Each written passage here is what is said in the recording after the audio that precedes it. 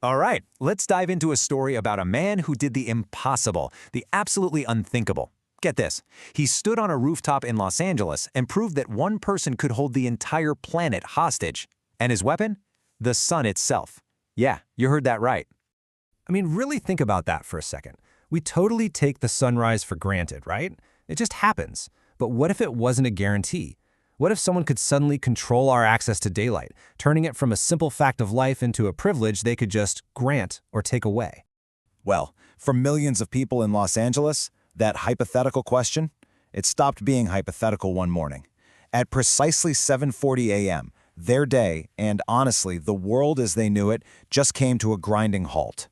So that's where our story really kicks off. We're calling this first part The Day the Sun Wavered.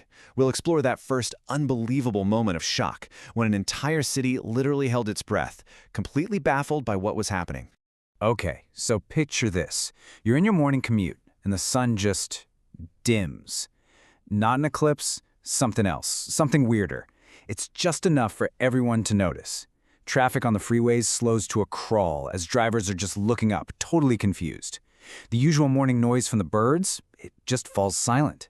And then, a moment later, every single phone in the city buzzes with an emergency alert, but for a threat nobody can even define yet. So the question on everyone's mind was, who? Who could possibly do this? And that brings us to the man at the very center of it all. We're opening up the case file on the architect of the twilight, Dr. Elias Valen. But here's the thing about Valen. He isn't your typical shadowy villain, not even close. The story makes it crystal clear that before all of this, he was actually considered a hero. And this timeline, wow, it lays out his tragic fall perfectly.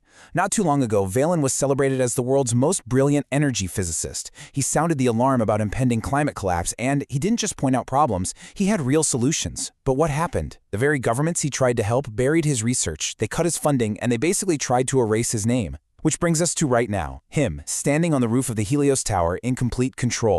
And how is he doing this? With a piece of technology he helped design, called the Soul Array. And this is a super important distinction.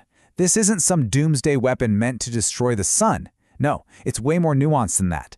It's a device that can bend solar radiation, allowing him not to eliminate the sun, but to control its gift, to control light, power, and of course, fear.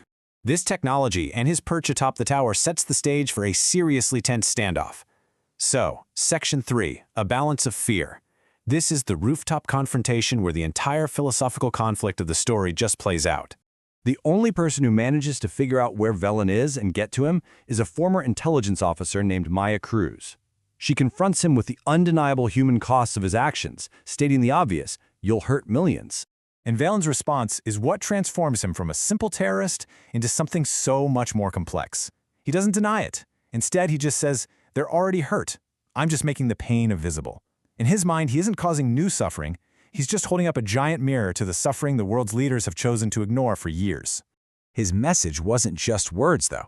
To prove he had the power to back it up, he gave a little demonstration. He calmly raised remote control, and the effect was instantaneous and global. Cities flickered, and in mere seconds, that's all it took, the global stock markets just crashed. He proved he could touch the entire system with the push of a button. And you see, that's what this was all about. It was about the message, not the method. The chaos was just the delivery system for a single, terrifying idea. Humanity is no longer in control. You know, Maya tries to cut him down to size. She tells him, you're not a god, you're a man who is ignored. It's meant as an insult, to diminish his whole grand gesture. But Valen's response is fascinating. He agrees with her, replying, and that is why this works. He understands his power comes precisely because he's a relatable figure who was cast aside by the very system he now holds hostage. And in the final act on that rooftop, Valen makes his point. He presses the button again, and just as quickly as it dimmed, the sun returns to full brightness. The immediate threat is gone, but the most crucial step is complete. The message has been sent. The world now understands the power wielded by one man they chose to ignore. So what does all this make him? A simple villain or something more? That brings us to our final section, the sympathetic monster, where we're going to dissect the anatomy of this very modern kind of antagonist. So let's break down what makes a character like Valen so compelling. It starts with a valid warning that the world ignored, which gives him a foundation of righteousness. His goal isn't pure destruction, it's a twisted form of salvation, driven by a tragically relatable cause, the desire to be heard. He then weaponizes the very system he helped create, turning its power back on itself in a pretty profound act of irony. And most importantly, all of this is justified because, in his own mind, he is the hero. And it all comes down to this single, powerful idea.